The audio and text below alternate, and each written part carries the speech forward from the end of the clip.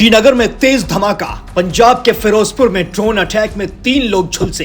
कश्मीर के अवंतीपोरा में भी पाकिस्तान ने ड्रोन से हमला करने की कोशिश की, जिसे नाकाम कर दिया गया है। सूत्रों का कहना है कि भारत की तरफ से पाकिस्तान के खिलाफ बड़ी जवाबी कार्रवाई हो सकती है।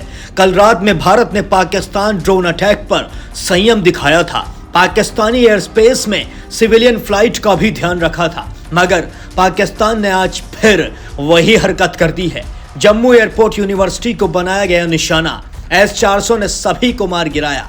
पाकिस्तान ने जम्मू में हमला कर दिया है। जम्मू एयरपोर्ट को निशाना बनाने की कोशिश की गई थी। भारतीय सेना ने जवाबी कार्रवाई की है। 8 मिसाइल और कई ड्रोनों को मार गिराया है।